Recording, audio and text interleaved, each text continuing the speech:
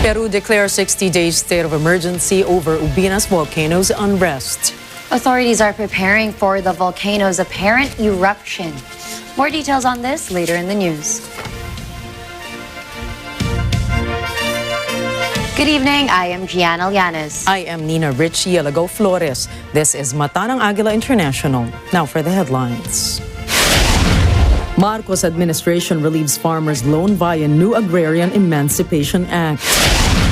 AFP spots 48 Chinese fishing vessels off Iroquois Reef. Turkey and Sweden leaders to meet on the eve of NATO summit. Treasury Secretary Janet Yellen calls out U.S. and China's effect to global markets.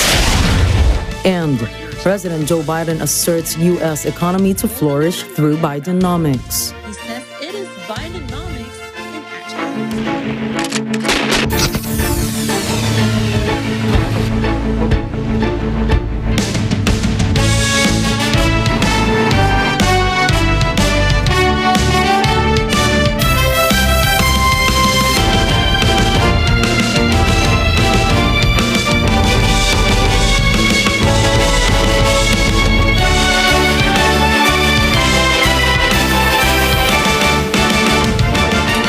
President Ferdinand Marcos Jr. greenlights the additional 1 million hectares to be cultivated by Filipino farmers. Michelle Dario for the details.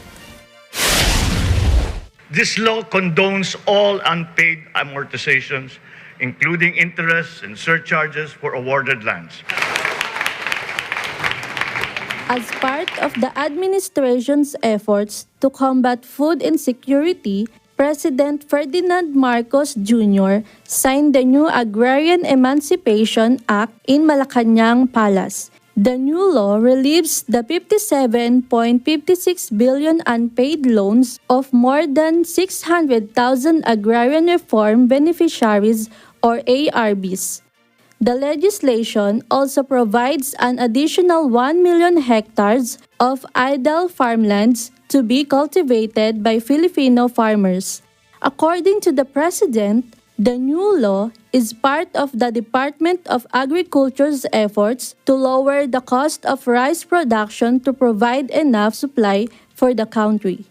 These efforts will yield more sustainable farms and higher incomes for our farmers. During the ceremonial signing, land titles are also awarded to the ARBs.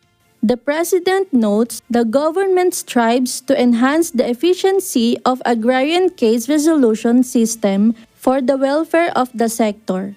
Michelle Dario reporting for Mata ng Agila International, trusted, connected, on point.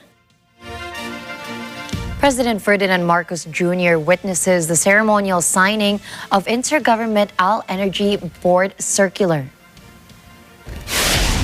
The Bangsamoro Autonomous Region in Muslim Mindanao, or BARM, and national government officials sign a circular that will advance the energy security in the region.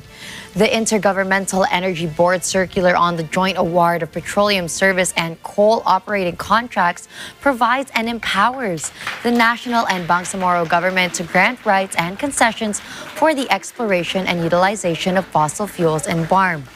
According to the President, a guideline is provided that will help facilitate economic growth in BARM. He adds that by harnessing the energy potential within BARM will lower the country's reliance on external sources. The government's efforts to establish the autonomous regions as another source hub in the country is part of the Marcos administration's 8-point socio-economic agenda. Philippine Statistics Authority, or PSA, records a decline of unemployed Filipinos in the country. PSA Chief Dennis Mapa says that the number of jobless Filipinos lowers to 2.17 million persons in May 2023. The labor force survey shows a month-on-month dip of 89,000 people. PSA quantifies that the country's employment and unemployment rate regresses to its pre-COVID-19 pandemic state. This is due to the restriction lifted in economic activities in the country. Armed Forces of the Philippines Western Command report 48 Chinese fishing vessels, or CFVs, are swarming near the Iroquois Reef. The reef is located south of Recto, a vital feature of the Philippines Exclusive Economic Zone, or EEZ. The report is after the latest air patrol conducted by the regiment last June 30, 2023. Last February, Westcom reported visuals of 12 CFPs in Sabina Shoal. The regiment will forward a detailed report in response to the concerning presence of Chinese vessels in the said areas. Chinese Foreign Minister Wang Wenbin claims that Philippine patrol ships intruded into Beijing's maritime territory. In a press briefing, Wenbin says that 2 Philippine Coast Guard vessels entered the waters of the Renai Reef without permission. Wenbin notes that the Chinese Coast Guards carried out enforcement activities to secure maritime order. Meanwhile, the PCG report shows that 2 Chinese Coast Guard vessels, 6 militia vessels, and a People's Liberation Armed ship harassed and pursued 2 PCG ships in the country's exclusive economic zone. The Department of National Defense says that the Philippines and China are preparing for the upcoming annual defense and security talk between the two countries. This is after Defense Chief Gilberto Chudoro Jr. met with Chinese Ambassador Huang Xilian in Camp Aguinaldo. Both parties agreed on the enhancement of defense relations of the two countries through the implementation of existing bilateral mechanisms. Xilian notes that the previous meeting reaffirmed defense and military relations between the two nations in maintaining peace and stability in the region.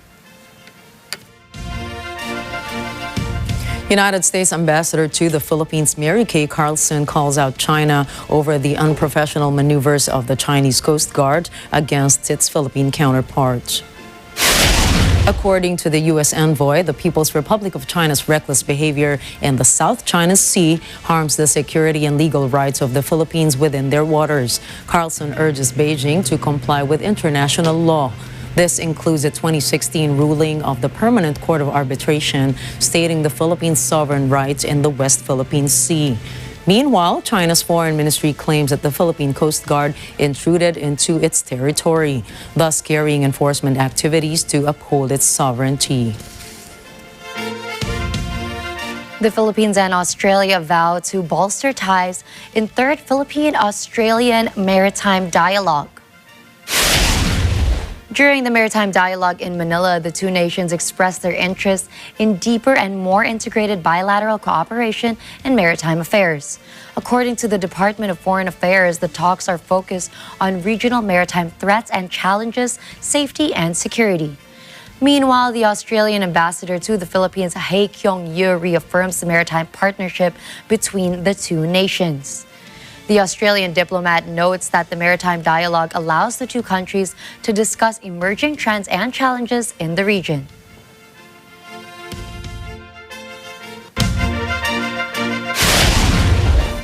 Coming up, Turkey and Sweden to meet on Monday for NATO talks. Chinese delegation arrives in Honduras for free trade negotiations. And the United Nations calls for an end to gender-based violence against women and girls in Sudan.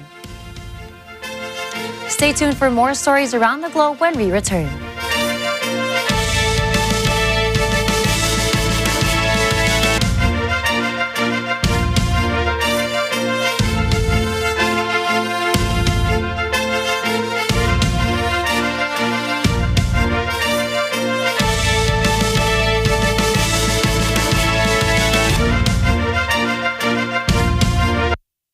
This portion is brought to you by 318 Automart.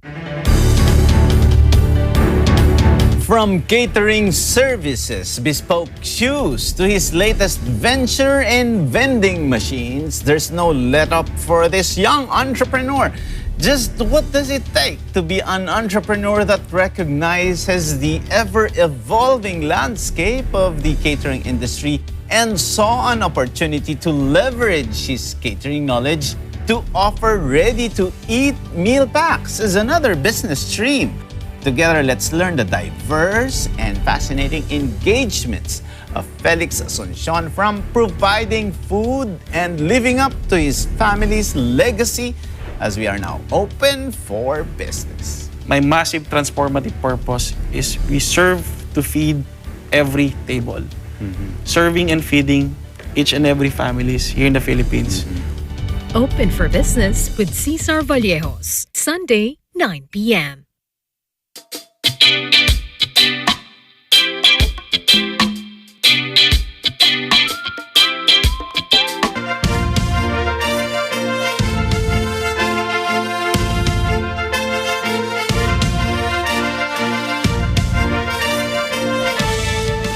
Welcome back to Mata ng Agila International.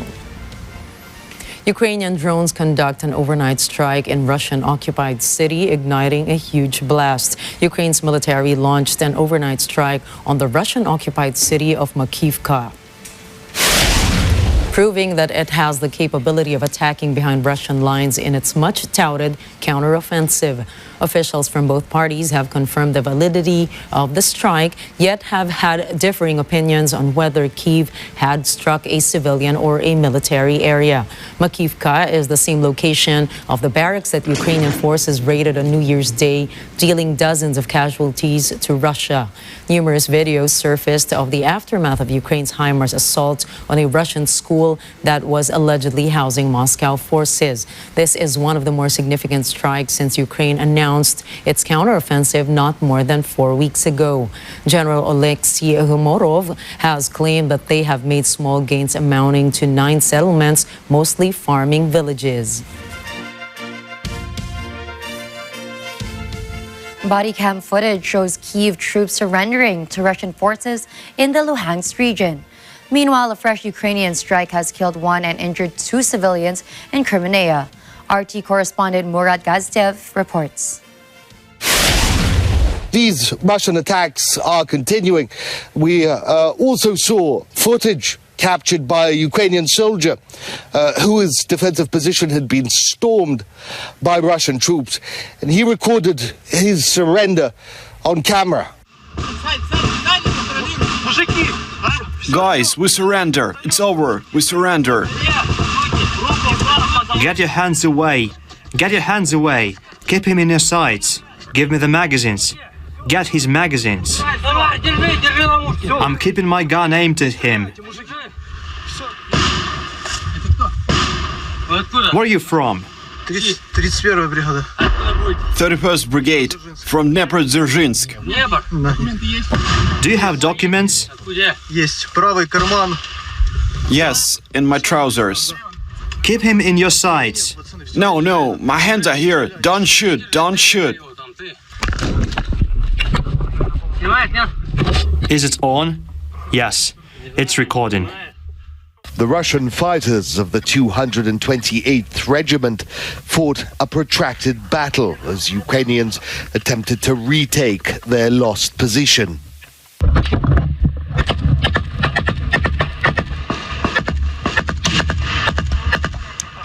Both the Ukrainian soldiers were of the 31st Brigade, almost all of which went through NATO training camps. The action camera captured had plenty more footage.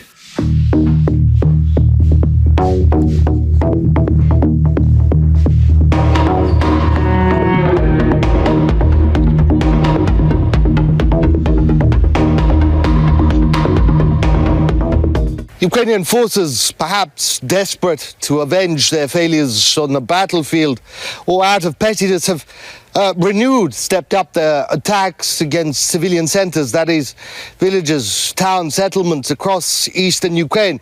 We ourselves were witness to such an attack in Kremenaya earlier in the day. You have to put something under him to wrap it up more. I don't even know what happened. We ran outside and there were 2 blasts. In all, the conflict is in a decisive phase. If Ukraine's counter-offensive continues to stagnate, NATO's military aid, which is life support for the regime in Kiev, could well be cut. It is expected that in the coming weeks and months, Ukraine will throw everything it has at Russian lines to prove it can win, to justify the billions spent on it by the West. No matter the cost, in Ukrainian lives. Morad Gazdiev, RT, from Kremenная, Lugansk region.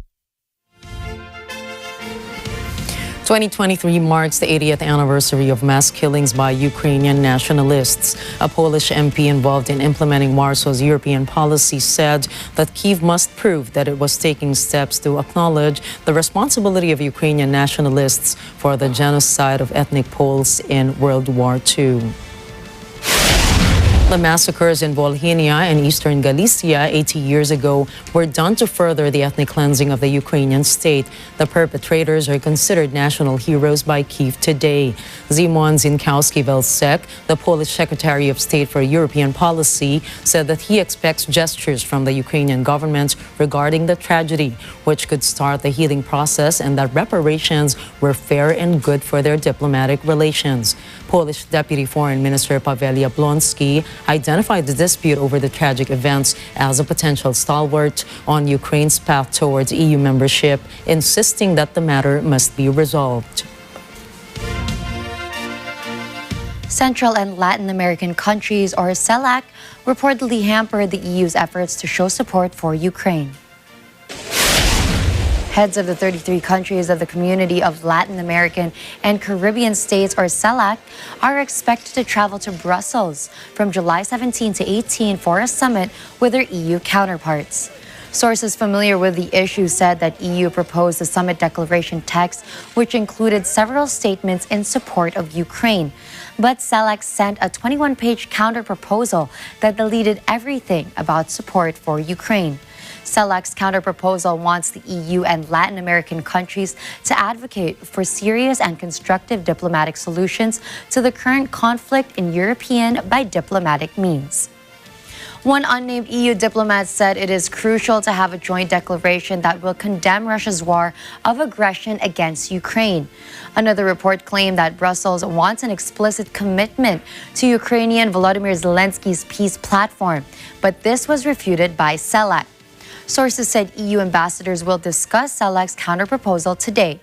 Member states are expected to compromise on a language to save a draft communique ready for the summit in 2 weeks. Meanwhile, Zelensky and Bulgarian President Rumen Radev clashed over weapons demands to Kyiv. In a televised meeting, Radev said he did not agree to provide ammunition to Ukraine. He believed no weapons will solve the conflict between Russia and Ukraine. But Zelensky allegedly attacked Radev for advocating a diplomatic solution to the conflict. Zelensky also objected to Radev's use of the term conflict, insisting what's happening between Moscow and Kyiv is a war. Belarusian President Alexander Lukashenko met with a group of journalists for the first time since he made claims of housing Wagner boss Yevgeny Prigozhin and struck a deal between Wagner and Moscow. In addition to this, he said that his country has no plans to attack anyone using nuclear weaponry. Мы вообще никого не собираемся атаковать с помощью ядерного оружия. Это оружие исключительно в оборонительных целях. Вы нас не трогайте и забудьте про ядерное оружие. Но если вы совершите агрессию против Беларуси, ответ будет мгновенным. The president was further pressed about claims that Russia was targeting the Zaporizhzhia nuclear plant. He quickly refuted these claims, saying that there was no need for Russia to sabotage something that was already theirs. У России нет необходимости взрывать Запорожскую атомную станцию. Она находится в руках россиян, контролируется ими. Зачем взрывать? Ситуацию, как вы оцениваете? Запорожская атомная станция, если даже, не дай бог, произойдут события, о которых здесь сказал представители НБС, взорвут станцию, этим войну в Украине не закончишь. Это всей Европе, и не только Европе, а евразийскому континенту будет нанесен колоссальный ущерб. However, the Russian allies said that there would be an immediate response if Belarus was attacked. When asked whether Russia was expected to respond to Ukraine's counteroffensive, Lukashenko said that he was counting on it. с Украиной? Рассчитываем. Это ближайший союзник, это никому не секрет. Мы давно работаем над формированием нашего единого союза Беларуси и России. И юридически мы все прописали, гласно, публично. Вы это знаете. Это наш союзник ближайший. Юридически, фактически и исторически. Ну и много еще по каким-то причинам. Поэтому, естественно, мы рассчитываем.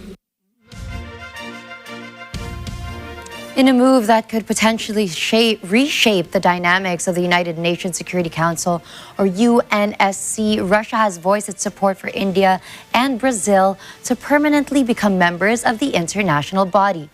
The announcement has garnered attention and sparked debates among diplomats and experts worldwide, as it signifies a shift in Russia's approach to the long-debated issue of UNSC reform. Discussions on the expansion of the UNSC and the inclusion of more countries as permanent three members have faced many obstacles and disagreements over the years. The current iteration of the UNSC consists of 5 members, particularly China, France, Russia, the United Kingdom, and the United States, with each of them holding a power of veto. Russia has been one of the key players in global affairs and has expressed extreme dissatisfaction with the current system, calling it outdated for its failure to reflect the evolving geopolitical landscape. Moscow has repeatedly called for reforms that would increase the representation of emerging powers and regional stalwarts. India, known as the world's largest democracy, has witnessed significant growth in its influence in the past decades, with a population exceeding 1.3 billion and an economy attractive enough to attract multiple global and private investments. India has turned into a key player within the Asia-Pacific region. Similarly, Brazil, which has had growing influence in Latin America, with the addition of now taking on the presidency of Mercosur, has not established itself as a strengthened nation, holding influence in regional organizations such as the Union of South American Nations, or UNASUR, and the Community of Latin American and Caribbean States, or CELAC. The leaders of Turkey and Sweden will meet on the eve of a NATO summit next week. In a bid to unlock Stockholm's membership bid, NATO Secretary General Jens Stoltenberg said that the President Recep Tayyip Erdogan of Turkey and Swedish Prime Minister Ulf Kristersson were set to meet in Lithuania in order to convince Turkey to drop their objections after delaying its confirmation for over a year. On Monday in Vilnius, I will convene a meeting with President Erdogan and Prime Minister Kristersson as the next step in this process. Sweden's Foreign Minister Tobias Billström said that he was hoping for a favorable outcome, but the matter still entirely remains a Turkish decision. NATO and its allied nations have been pressuring Ankara for months to give way for Sweden's entry into the bloc in time for the 2-day summit in Vilnius on Tuesday. Ankara has demanded a Swedish crackdown on Kurdish movements, such as the Kurdistan Workers' Party, or PKK, which it says is a terrorist group.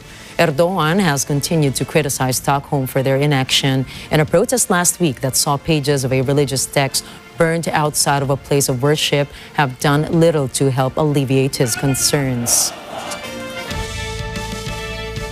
United States Treasury Secretary Janet Yellen said that a decoupling of the U.S. and Chinese economies would be virtually impossible and would destabilize global markets. This after Yellen arrived in China for a 4-day trip. The U.S. said it is seeking to de-risk from China by limiting the world's second-largest economy's access to advanced technology deemed crucial to Washington's national security. Yellen stressed that U.S. was not seeking a wholesale separation of their economies. Ahead of Yellen's trip, Beijing unveiled new export controls on metals key to semiconductor manufacturing on national security grounds in the latest salvo in the chip wars. Beijing has struck an optimistic tone about the visit, with China's finance ministry saying that it would serve to strengthen communication and exchange between the two countries. Yellen is also due to meet Premier Li Qiang to discuss the economic relationship, raise concern, and find opportunities for collaboration. Yellen's 4-day trip is her first to China as Treasury Chief, and she is the second high-ranking U.S. official to visit recently after Secretary of State Antony Blinken last month. A Chinese delegation arrives in Honduras for free trade negotiations. In the latest advancement between the two nations and recent diplomatic and economic breakthroughs, China and Honduras have started talks over a free trade pact. Honduran Foreign Minister Eduardo Reina received China's Deputy Trade Minister in Tegucigalpa for trade talks. Honduras Economy Ministry dubbed the day historic. The start of trade negotiations came after Honduras broke off its long-standing ties with Taiwan and moved to establish relations with Beijing, a move largely seen by analysts as a play to further their economy by partnering with the world's second-largest economy. Last month, Beijing approved Honduran imports of bananas, coffee, and shrimp. United States President Joe Biden says his administration is helping create jobs domestically instead of outsourcing them abroad. This as he touts his vision for the economy dubbed Bidenomics. Jessica Batista has the details. President Joe Biden visits the Flex Ltd factory in South Carolina, and during his speech, he says instead of exporting jobs to cheaper labor costs, his administration is creating jobs in the U.S. I'm here to talk about what we're doing to invest in America, and I mean invest in America, all of America, starting here in South Carolina, and to talk about the progress we made in building an economy from the middle out and the bottom up, not trickling down. When you build from the middle out and the bottom up, everybody does well. The wealthy still do very well. But that trickle-down economy, not a whole lot dropped on my dad's kitchen table growing up. Biden says since he took office, the U.S. have attracted $500 billion in private investment in American manufacturing, both in the country and around the world. He says it is Bidenomics in action. Biden says Bidenomics is rooted in what always worked best for this country, and that is investing in America. Jessica Bautista from attending Agila International, trusted, connected, on point. Charged by or shocked by the increasing reports of gender-based violence in Sudan, top United Nations officials called for an immediate end to the suffering of women and girls caught in the middle of what is described as a senseless conflict. Rosel Feria tells us more. The United Nations says that even before fighting broke out in Sudan 11 weeks ago, over 3 million women and girls were already at risk of gender-based violence. This includes intimate partner violence. This number has now horribly climbed to an estimated 4.2 million people. Since the conflict began, the UN Human Rights Office in Sudan has received credible reports of 21 incidents of conflict-related sexual violence against at least 57 women and girls. The victims include at least 10 girls. In one case, as many as 20 women were reportedly raped in the same attack. The Unit for Combating Violence Against Women under Sudan's Ministry of Social Development has documented at least 42 alleged cases in the capital, Khartoum, and 46 in the Darfur region. Due to significant underreporting of gender-based violence, the real number of cases is undoubtedly far higher. The UN says the risk of sexual violence is especially high when women and girls are on the move, seeking safer locations. Thus, an urgent need to ramp up assistance at reception sites for internally displaced people in Sudan's conflict-affected areas and in neighboring countries. Top UN officials call for an immediate end to gender-based violence, including sexual violence as a tactic of war to terrorize people. They demand prompt, thorough, impartial, and independent investigations into all alleged violations and abuses of human rights and serious violations of international humanitarian law. UN High Commissioner for Human Rights Volker Turk says there must be zero tolerance for sexual violence and that all perpetrators must be held accountable. In Washington, D.C., Rosel Feria for Mata ng Agila International, trusted, connected, on point. Up next, Peru declares state of emergency for areas around the Ubinas volcano. French lawmakers grant wiretapping rights to police. And climate activist Greta Thunberg charged for disobeying law enforcement. Please don't go away. We've got more stories from around the globe when Mata ng Agila International returns.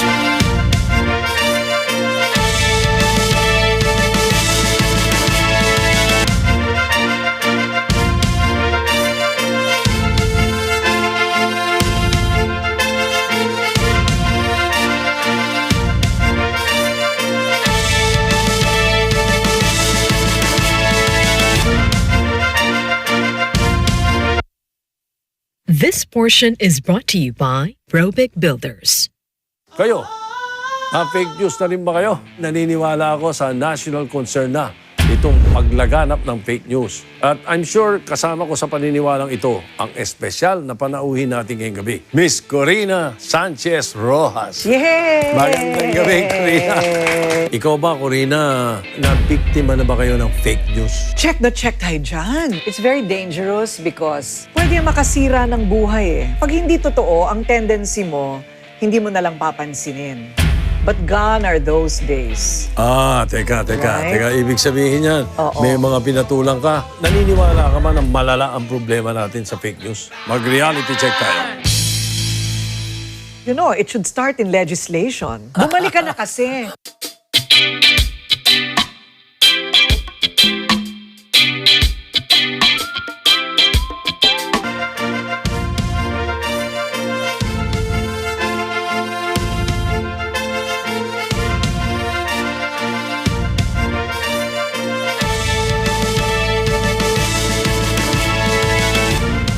U.S. companies added 497,000 jobs in June, more than the 267,000 in May, hitting the biggest monthly record since July of 2022.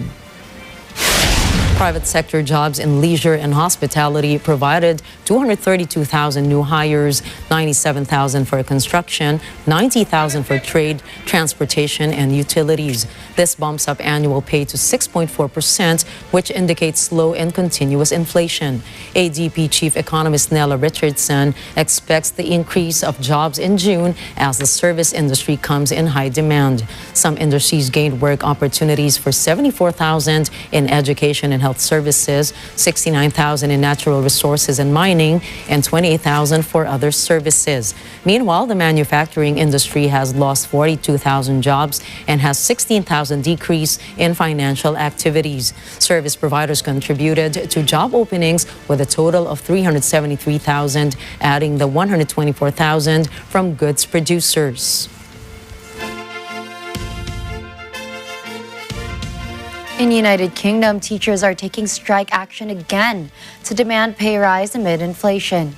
From London, England, Orion Florentino reports. Schools face further disruption as teachers walk out across England in the latest wave of strike action over pay.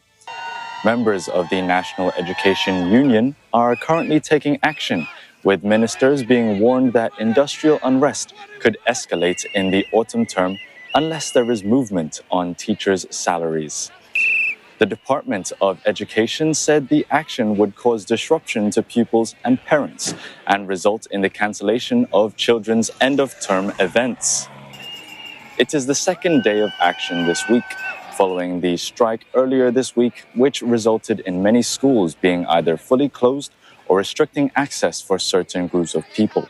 The government offered teachers a £1,000 one-off payment for the current school year from 2022 to 23 and an average 4.5 rise for staff after intensive talks with the education unions.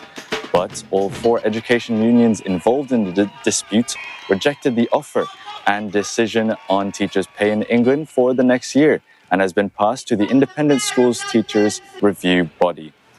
The NEU accused the government of sitting on that pay review body's report, which it believes recommends a 6.5% increase. Reporting from London, United Kingdom, I'm Brian Florentino for Mata ng Agila International, trusted, connected, on point. The World Food Programme's head for the region says many people in Latin America see migration as their only option. This after enduring successive crises of climate change, COVID-19, and spiking food prices. Timon Lee reports.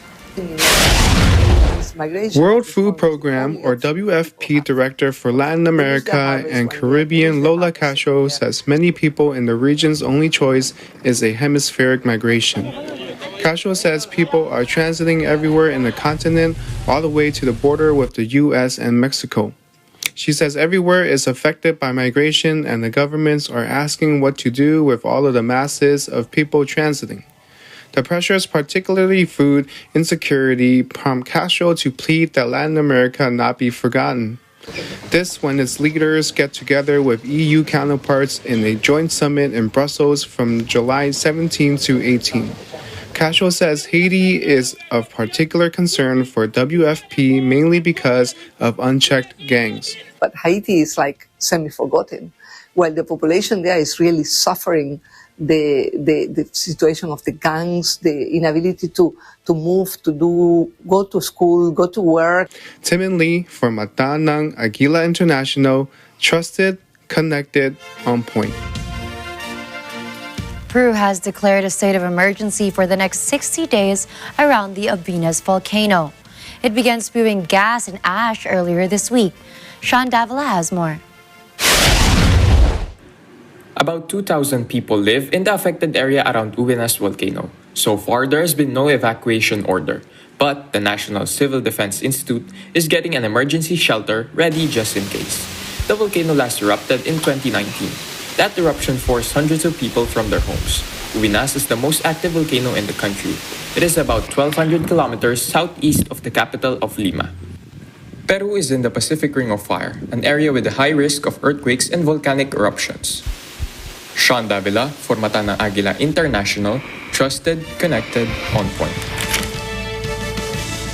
French lawmakers agreed to reform the Justice Bill, which includes a provision that gives the police authorization to wiretap suspects. Police will be given access to the suspect's location using mobile phones and other devices. They will also be allowed to access the suspect's camera, microphone, and GPS. The provision of the bill requires judicial approval for its implementation, with the exemption of professionals in insensitive fields such as doctors, journalists, lawyers, judges, and members of parliament. Justice Minister Eric Dupont-Moretti assures the public that this bill will provide public safety and help to solve a number of cases. In the UK, more than 450 people were charged and cannabis plants worth more than £115 million were seized in a massive month-long drugs operation in June. At a scale and pace not seen before, Operation Meal saw searches and arrests carried out across England and Wales. Investigators said that cannabis production is a business for organized crime and fueling gang violence as groups compete for territory. Crimes linked to gangland feuds have shocked the nation in recent years. In April, a gunman was jailed for more than 40 years for a shooting that claimed the life of a 9-year-old girl in Liverpool. In another shocking gangland shooting near Liverpool in December 2022, a 24-year-old woman was killed in crossfire in a pub. Gunman Connor Chapman fired 12 shots intended for underworld rivals into a group of people, but killed beautician Elle Edwards. Award-winning Russian investigative journalist Elena Milashina is back in Moscow and is in a difficult condition in a hospital. Milashina was attacked together with lawyer Alexander Nemov, who received a knife wound. Her editor, Novaya Gazeta, published a video of Milashina in hospital with her head shaven and her hands bandaged. The 45-year-old journalist said that around 10 to 15 attackers had beaten her with plastic pipes. Milashina, who has for many years covered rights abuses in Chechnya, said authorities routinely used pipes to attack detainees in Chechnya. She said the attack was linked to her work with Nemov, where they also shaved her head and poured a green-colored dye over her. The Kremlin and the strongman leader of Chechnya, Ramzan Kadyrov, said those responsible should be identified. Vladimir Putin's spokesman said that it would take time for a full probe to be conducted and that investigators were carrying out their work. An 8-year-old girl is dead after a car crashed into a primary school in Wimbledon, southeast of London, England. Another 16 people suffered injuries in the tragedy, and at least 7 of them were children. Thomas I. Likeness has that story. Paramedics rushed 10 of the injured to hospital, some of them in critical condition. The accident happened about 10 o'clock Thursday morning during an end-of-term tea party at the school. Students had been sitting at picnic tables in a garden when a vehicle plowed through a fence and drove into them, coming to a stop against the side of the school building. Police arrested a woman in her 40s at the scene on suspicion of causing death by dangerous driving. A vehicle has been seized. Police say they're not treating this as a terrorist incident. The school for girls aged 4 to 11 is located about 1.5 kilometers from where the Wimbledon Grand Slam Tennis Championship is underway. Thomas I. Likeness from Matanang Agila International, trusted, connected, on point.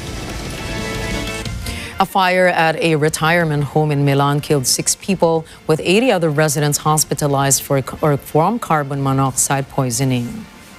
5 of the victims were women aged between 69 and 87 years old, while the 6th was a 73-year-old man. Some 80 people were rushed to hospital, where 15 others were in a serious condition. The 3-story building was reportedly housing 167 people when the fire broke out. According to the fire brigade, the cause of the blaze was not yet known. The council was working to quickly rehouse people in other suitable retirement homes.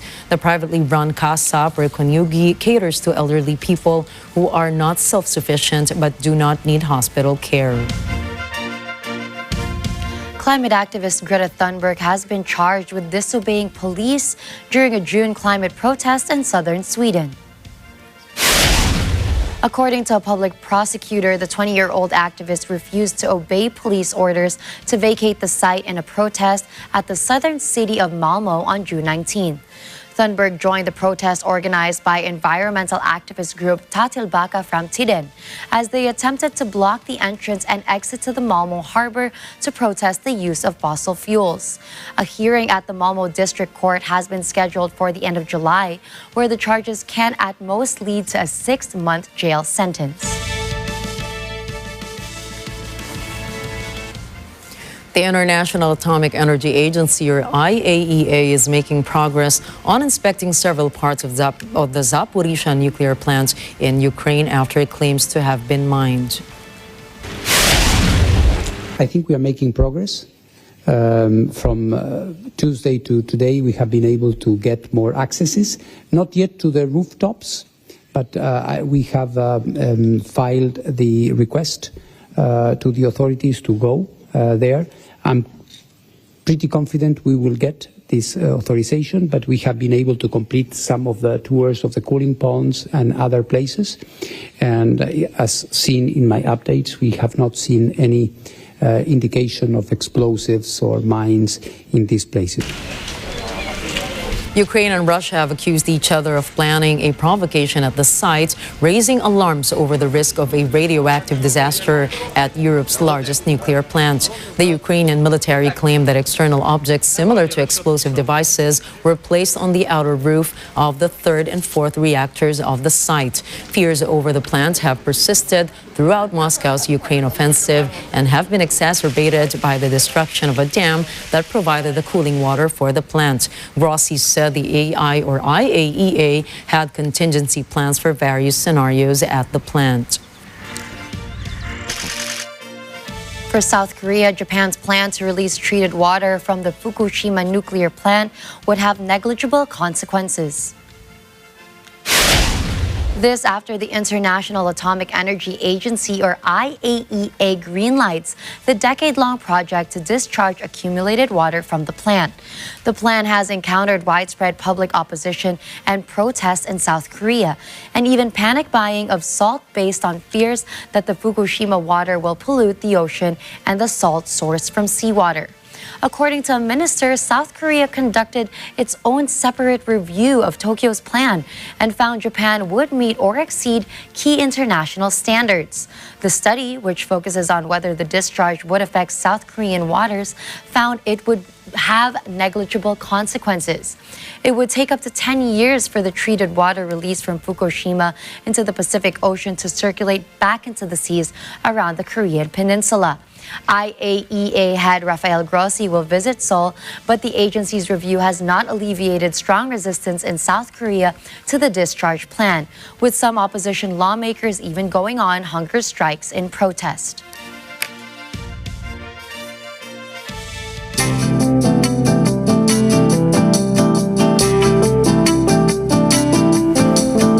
A British court imposed a £3.3 million fine against the nation's biggest water supplier for polluting rivers. From London, England, Arabelle Celestino has the details.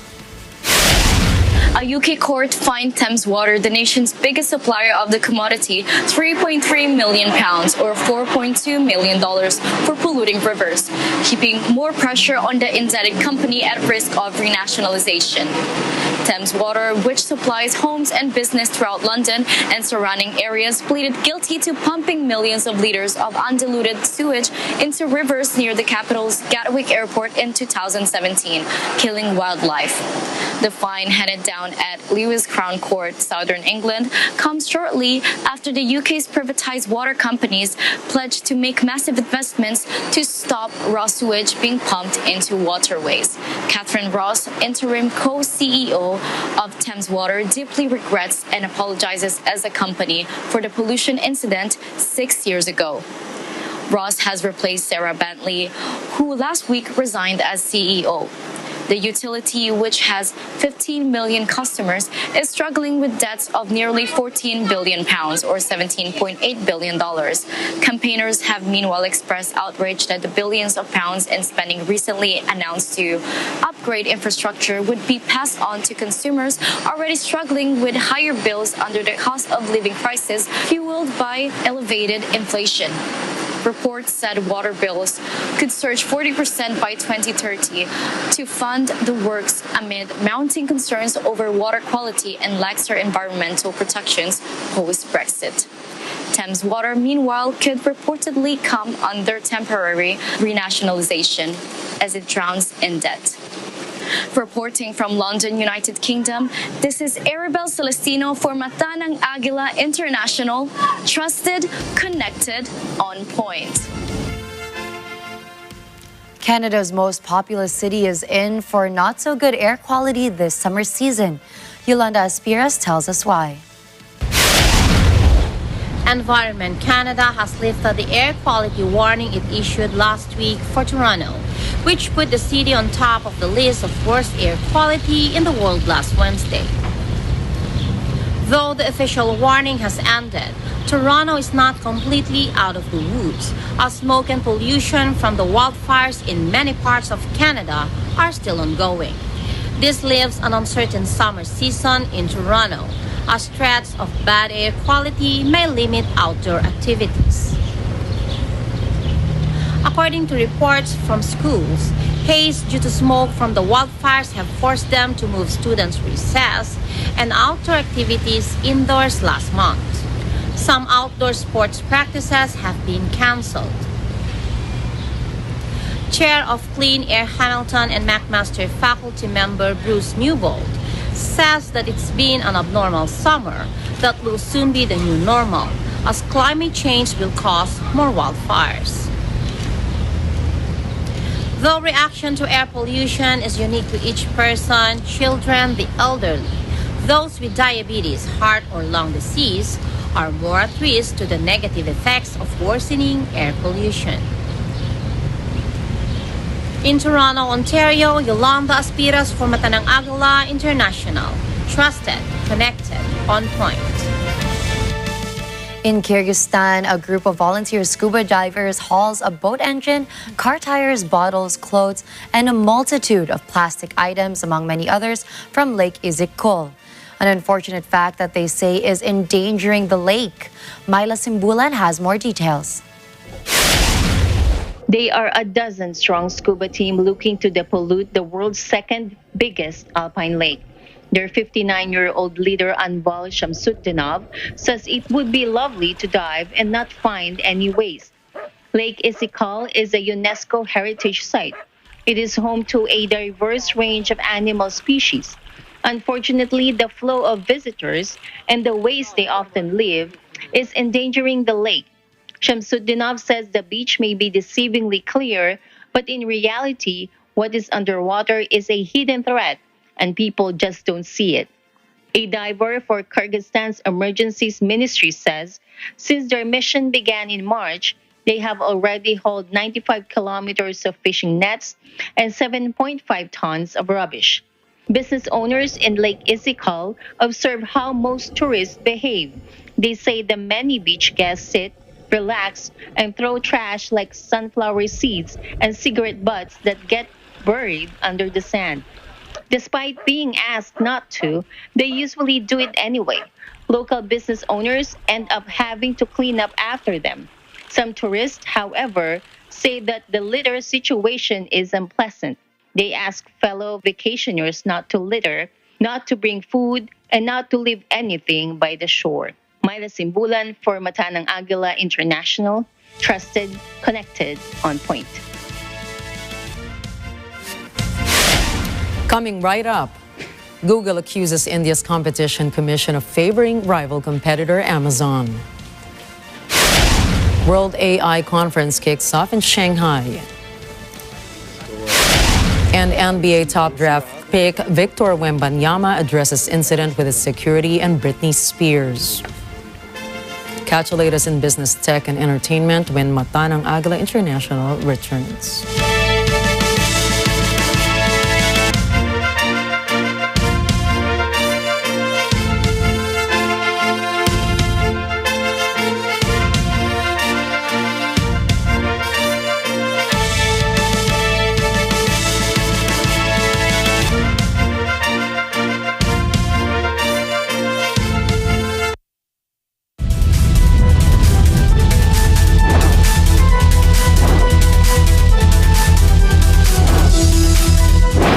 Dito, ang inyong sumbong siguradong may respondeng katapat.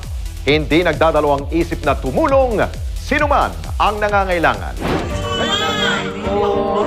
Viral ngayon, mga video na post sa social media ng sunod-sunod na pag-abandona sa mga sanggol sa gilid ng daanan at maging sa sementeryo ating inimbestigahan. Expose, posting na bubulok na at maaring bumagsak anumang oras, pinarespondihan. Sa ating responder, isang grupo ng hilig ay gumala kasabay ang pagbibigay ng responde, mga kapuspalad na estudyante.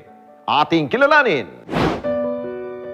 Batang nangangailangan ng bone marrow transplant, nagparesponde. Kung pwede nga lang ilipat ko sa akin yung sakit ng anak ko eh. Kasi isip ko ako na naranasan ko na maging bata eh. Sabado, alas 6 hanggang alas 7 ng gabi, ito ang Responde, Mata ng Mamamayan. Ausgezeichnet, wunderbar, guten Morgen. Hello po, ako po si Edward Barber.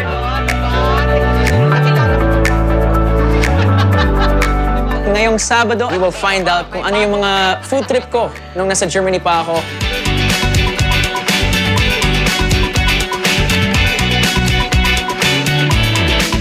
Samahan niyo ako this Saturday, 11 a.m. sa Lutong Dasa at Net 25.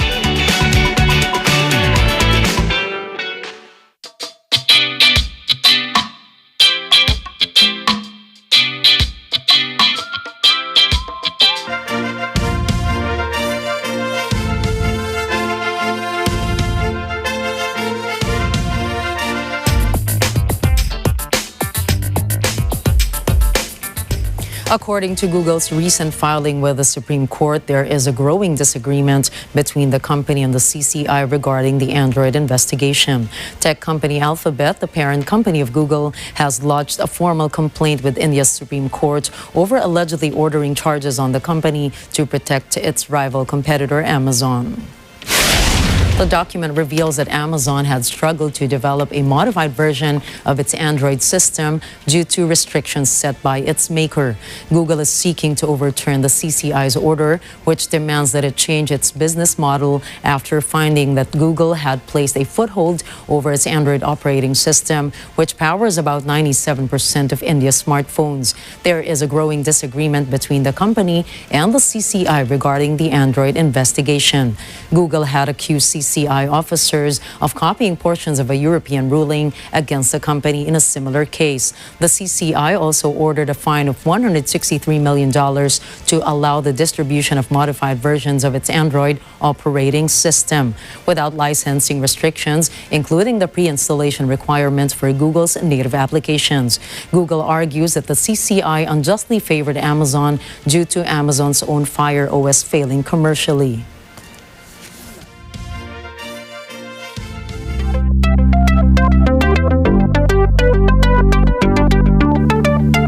On July 6th, the annual World Artificial Intelligence Conference has kicked off in Shanghai, China, and it'll run until July 8th. About 50 top executives from firms including Amazon, Tesla, Alibaba, Microsoft, and Huawei are attending China's biggest three-day AI conference. A number of United States sponsors has declined to attend the conference since 2019, and this year only Qualcomm is the sole U.S. sponsor due to its deepening technological rivalry with China. This year's event is hosted by several government ministries and has attracted China's top AI companies, attracting more than 400 enterprises. With the theme of intelligent connectivity generating future, the WAIC 2023 will be showcasing technological innovations in areas such as robots, chips, and large-scale models.